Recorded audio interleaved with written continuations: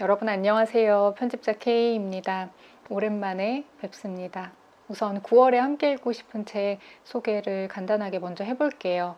첫 번째로 골라온 책은 제가 최근에 본 책 중에 가장 아름다운 책이었어요. 식물과 나. 이소영 작가님 많은 분들이 좋아하시죠. 식물 세밀화가이고 작가로도 활동을 하고 계십니다. 표지 느낌이 화면에 다 잡힐지 모르겠는데 패브릭 느낌이 강해요. 북바인딩 클로스라는 이름의 종이이고 꽤 비싼 종이입니다. 그리고 이제 표지에 요 할미꽃 세밀화가 인쇄된 게 아니라 후가공으로 이렇게 눌러 찍어서 만든 거의 작품과 같은 표지인데요. 그래서 책이 훨씬 더 입체적으로 보이고 화면에도 약간 이 박처리된 부분이 반짝반짝 보이죠. 또 하나의 반전이 뒷표지에 아무런 텍스트가 없습니다.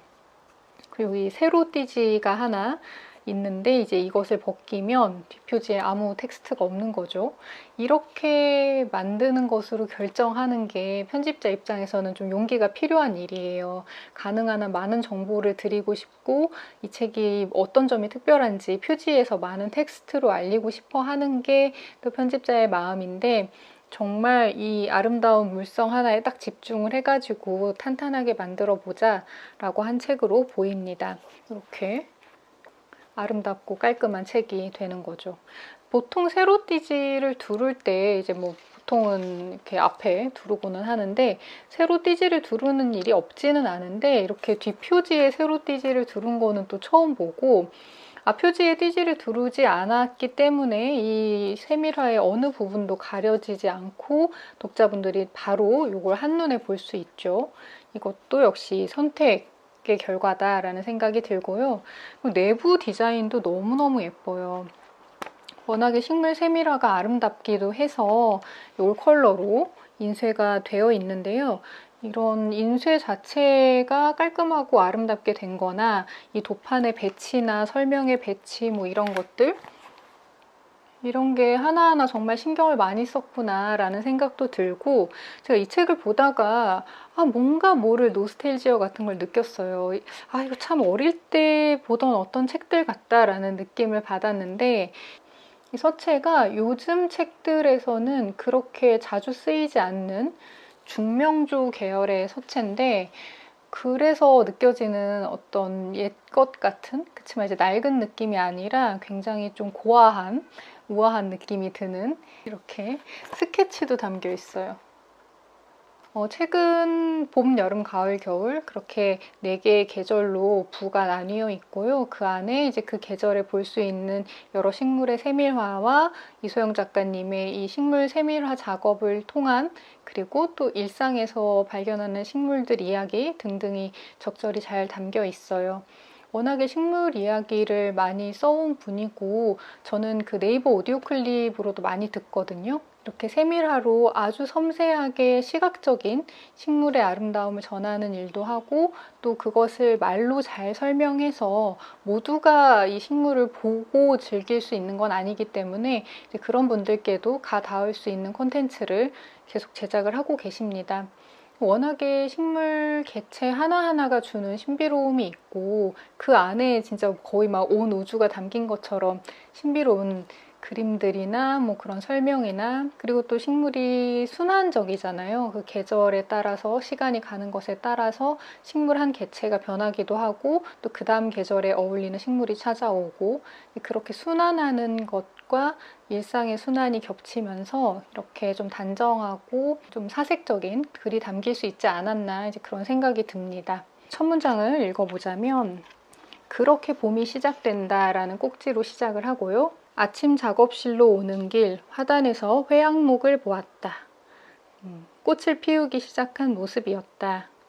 회양목이 꽃을 피웠다는 건 곧 그 옆 왕벚나무에 꽃망울이 맺히고 땅에서는 노란 민들레와 파란 꽃마리가 피어난다는 이야기이기도 하다. 그렇게 봄이 시작된다. 하루하루가 다르게 수많은 봄꽃이 피어날 것이고 꽃의 아름다움에 무뎌질 즈음이면 푸르른 잎이 무성해지는 여름이 올 것이다. 그러면 곧 단풍이 들며 잎은 떨어지고 춥고 건조한 겨울이 오겠지. 그 겨울을 지나면 다시 회양목에서 꽃이 피는 봄이 온다. 나는 식물의 생애로 시간의 흐름을 이야기한다. 그러고 이렇게 회양목 세밀화를 만날 수 있습니다. 두 번째로 가지고 온 책은 최근에 읽은 아주 좋은 논픽션이었는데요. 캐시 박홍 작가님의 마이너 필링스라는 책입니다.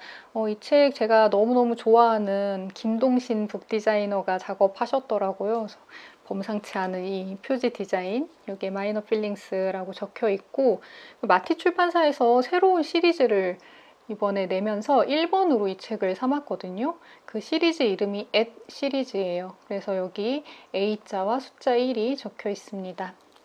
이 at 시리즈는 정말 나오는 대로 다 보고 싶은 마음이 드는 시리즈예요. 정체성 탐구의 복판을 관통하는 질문, 이 세계에서 내 위치는 어디일까에 답해가는 작업이다. 권력 바깥에 있는 사람들, 침묵의 자리를 거부하는 사람들, 기득권에서 기꺼이 탈주한 사람들과 책이라는 장소에서 함께하고자 한다. 캐시박 홍 작가는 한국계 미국인인 거죠. 이민자 2세대이고, 여러분 그 미나리라는 영화 보신 분들 아실 텐데, 거기에 이제 그렇게 젊은 부부가 미국으로 이주를 해서 딸과 아들과 함께 살고 있잖아요. 그 딸과 아들이 크면은 이제 이런 분이 되는 거죠. 그래서 부모님은 내가 미국인이 아니기 때문에 겪는 차별이 있을 수밖에 없었고, 그 2세대들은 미국인으로 자랐고 교육을 받았지만 백인이 아니기 때문에 겪는 일상적인 차별이 있을 수밖에 없고, 이제 그것에 대해서 고찰한 책이라고 할 수가 있을 텐데요. 일단 제목인 이 마이너 필링스에 대해서 작가가 뭐라고 썼는지 그 부분을 먼저 읽어볼게요. 마이너 필링스를 이제 직역하면 소수적 감정이 되겠죠. 소수적 감정은 일상에서 겪는 인종적 체험의 앙금이 쌓이고 내가 인식하는 현실이 끊임없이 의심받거나 무시당하는 것에 자극받아서 생긴 부정적이고 불쾌하고 따라서 보기에도 안 좋은 일련의 인종화된 감정을 가리킨다. 이를테면 어떤 모욕을 듣고 그게 인종차별이라는 것을 뻔히 알겠는데도 그건 전부 너의 망상일 뿐이라는 소리를 들을 때 소수적 감정이 발동한다. 본 것, 들은 것이 다 확실한데도 내 현실을 남에게 폄하당하는 경험을 너무 여러 차례 겪다 보니 화자 스스로 자기 감각을 의심하기 시작한다. 이런 식의 감각 훼손이 피해망상, 수치심, 짜증, 우울이라는 소수적 감정을 초래한다. 나의 경우엔 인종화된 현실을 부정하는 미국식 긍정성을 강요당해 인지 부조화를 겪을 때 소수적 감정이 발동한다. 나는 변한 것이 없다고 생각하는데 상황이 훨씬 좋아졌다라는 소리를 듣는다. 나는 실패자로 느껴지는데 아시아계 미국인은 성취가 대단하다라는 소리를 듣는다. 이런 낙관은 텅 빈 허상일 뿐인 기대치를 높여 외려 불만을 부풀린다. 이런 감정들 이제 나고 자라서 성인이 되어서 지금은 시를 쓰는 시인이고 몇 권의 시집으로 굉장히 큰 주목도 받았고 대학에서 시를 가리키는 교수이면서도 여전히 느낄 수밖에 없는 그런 차곡차곡 쌓여진 지난 삶을 자전적인 에세이로 풀어서 쓴 책입니다. 당연히 이제 성장 과정에서도 여러 차례 겪었고, 동네에 있는 수영장에서 수영을 할 때 옆집 백인 할머니가 저것들이 이제는 사방팔방에 깔렸다 이런 얘기를 한다거나, 어린 저자와 그 여동생이 그 백화점 안으로 들어가려고 하는데 문을 잡아주지 않으면서 나는 중국인들한테 문 안 열어준다 이런 얘기를 한다거나, 그런 아주 일상적인 차원에서 겪는 인종차별적인 발언들. 하지만 분명히 이 사람들은 미국 시민권자고 미국에서 태어나서 교육을 받았던 말이죠. 거기서 오는 이제 부조화들이 쌓일 수밖에 없고, 그리고 이제는 시인으로서, 작가로서 글을 쓸 때도 그런 검열 혹은 그런 편견이 작용을 하는 거예요. 그래서 내가 인종에 관한 얘기를 쓰면은 또 그 뻔한 얘기냐라는 얘기를 듣고, 그렇지 않은 훨씬 더 거시적인 문제를 쓴다면 그런 거는 다른 작가들이 쓰면 되지, 너는 인종 문제, 인종 차별 문제를 써야 되지 않아? 이제 이런 얘기를 듣는다거나, 그리고 어떤 인종 문제에 대해서 쓸 때도 그래서 작가인 네가 받은 그 고통의 강도가 얼마나 되는데 그것에 따라서 평가를 할게. 내 고통의 강도가 2이면 주목도 받지 못하고 10 정도는 돼야 이제 베스트셀러가 된다거나 그런 어려움. 저는 사실 그런 인종차별을 한국 안에서 겪을 일은 없잖아요. 그리고 인종차별에 대해서 뭐 미디어로 보여지는 것도 사실은 굉장히 한계가 있고, 그 다루어지는 방식도 정형화된 틀이 있고, 그러다 보니까 전혀 몰랐다가 이 책을 통해서 좀 새삼 알게 된 부분들이 몇 가지가 있는데, 그 중에 방금 읽어드린 대목에서도 나왔지만 아시아계 미국인은 모범적이다. 뭐 아시아에서 온 이민자들은 근면 성실하다라는 그 프레임, 그것이 이제 누구보다 모범적이냐, 흑인보다 모범적이다. 라는 그런 비교, 상대적인 비교가 된다는 거죠. 그것을 평가하는 것은 백인들이고, 그렇기 때문에 그 중간에 있는 이 아시아계 이민자나 아시아계 미국인들은 자신들이 어떤 은혜를 받았다라고 생각을 한다거나, 혹은 반대로 흑인들을 자신들 또한 혐오하거나 차별한다거나, 그런 이중의 부조화와 부조리를 겪게 된다는 얘기를 지적을 해요. 그리고 또 앞서 말씀드린 것처럼 부모인 이민자 1세대와 본인인 2세대 사이의 그 세대 간의 간극도 굉장히 크죠. 그래서 저는 이 책을 읽고 영화 미나리를 봤는데 훨씬 좀 다가오는 게 달랐겠다. 이 책을 읽기 전에 봤으면, 그런 생각도 들더라고요. 그 안에 젊은 부부가 고투하는 모습도 물론 중요했지만 그 자녀들의 표정을 조금 더 살피게 된달까? 그랬던 것 같습니다. 일단 시인이 쓴 문장들이라 그런지 리듬감이 굉장히 좋아요. 그래서 어떤 대목은 굉장히 리듬감을 잘게 쪼개가지고 짤막짤막하게 읽고 점점 가속도가 붙어서 확 이렇게 읽히게 되는 문장이 있고, 또 어떤 부분은 반대로 굉장히 천천히 느린 호흡으로 읽게 되는 부분도 있고, 그런 리듬감이 중간중간 파도 타듯이 변화가 있어가지고 전혀 어떤 지루함 없이 읽게 되고, 또 그 리듬감을 강약을 준 부분에 같이 확 몰입이 됐다가 살짝 이완이 되었다가, 그 긴장과 이완을 너무 완급 조절을 잘하는 작가더라고요. 그리고 또 이제 이런 글을 쓰고 자기 성찰적인 글을 쓰고 하면서도 거기서도 또 느끼는 어떤 마이너 필링스들이 있는데, 나는 결국은 백인들에게 환심을 받도록 그것이 좋은 것이다 라고 교육을 받고 양육이 되어 온 사람이기 때문에, 결국 내가 나 자신을 위한 글을 쓰겠다라고 결심을 하고 그렇게 글을 쓰려고 노력을 하더라도 그 나 안에는 그렇게 백인에게 환심을 받고 싶어 하는 그런 욕망을 가진 나가 포함이 된다는 것, 이제 거기서 오는 또 다른 마이너 필링스들이 있는 거예요. 굉장히 촘촘하게 자기를 분석을 한 거죠. 이 책이 2020년에 미국에서 출간이 되었는데, 이제 출간된 직후에 셧다운이 되고, 그러고 아시아인에 대한 혐오 범죄가 굉장히 많이 늘었죠. 그러면서 또 한 번 책이 새롭게 주목을 받아서 어떤 얄궂은 운명을, 하지만 또 어떤 시의적절함을 가지고 다가온 책이라고 할 수 있을 것 같습니다. 굉장히 타이틀도 화려해요. 일단 퓰리처상 파이널리스트까지 갔었고, 이렇게 플래그를 굉장히 많이 붙여가면서 읽었는데 종종 생각날 것 같은 책이에요. 그리고 한국 독자들에게 따로 보내는 서문을 출판사에서 받아서 맨 앞에 실었고요. 첫 꼭지의 첫 문장은 이렇게 시작이 됩니다. 내 우울증은 가상의 틱장애와 함께 시작되었다. 그리고 마지막으로 보여드릴 책은 소설인데요. 제가 이 작가의 이름을 정말 못 외우겠어요. 작가 이름은 욘 A 린드크비스트입니다. 린드크비스트. 저는 이 작가 이름을 외우기를 포기하고 그냥 렛민 쓴 작가다 이렇게 그냥 말하고 있는데, 그 작가입니다. 소설 원작이고 영화도 아주 호평을 받고 미국에서 리메이크도 됐던 그 렛민의 원작을 쓴 작가의 소설집이에요. 경계선이라는 소설집이고, 이 경계선 표제작도 영화화가 돼서 한국에도 개봉이 됐었는데 저는 아직 영화를 못 봤고, 작품의 여운이 너무 강렬해서 조금 이게 식으면 보려고 하고 있습니다. 이 김중혁 작가님의 추천사가 실려 있고, 추천사의 마지막 문장이 되게 의미심장한데요. 아름다움의 반대말은 추함이 아니라 경계선이다.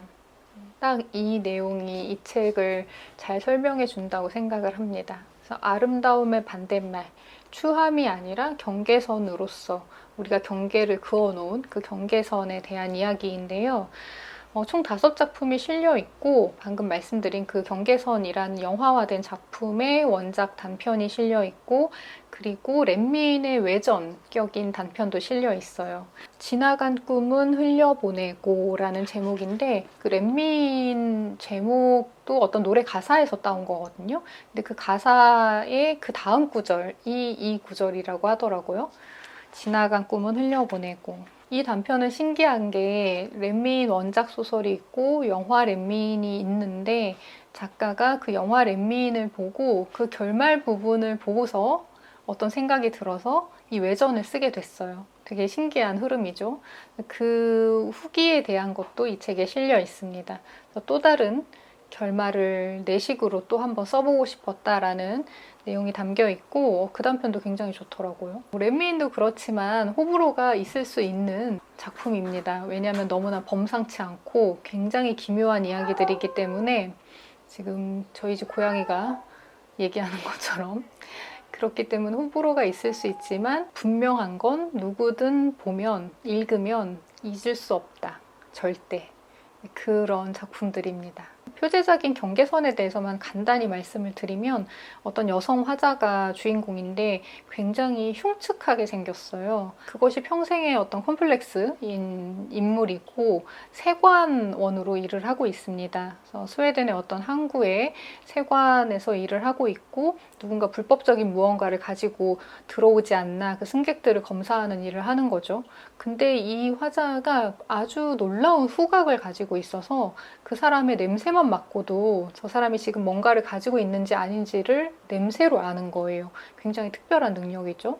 그래서 너무너무 일을 잘하는 사람이고 하지만 그 외모가 주는 혐오감 때문에 마냥 모두에게 사랑받지는 못하는 그런 운명을 가진 사람입니다.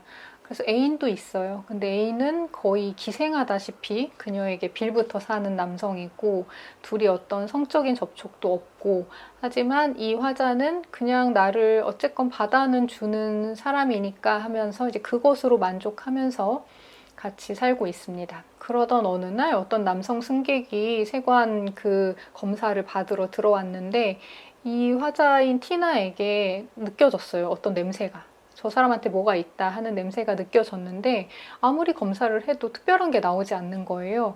그냥 좀 미심쩍은 어떤 벌레를 부화시키는 상자 정도? 근데 이제 그게 불법은 아니기 때문에 그냥 지나쳐 갔고 근데 그 남자가 우리가 또다시 만날 거다라는 어떤 의미심장한 제스처를 하고서 떠나갑니다. 그러고 나서 실제로 몇 번의 좀 기묘한 만남이 그 사람과 티나 사이에 이어지고 그로 인해서 티나가 자신에게 숨겨진 자신도 몰랐던 큰 비밀을 알게 되어가는 내용의 단편이에요. 근데 놀라운 것은 이것이 러브스토리라는 겁니다.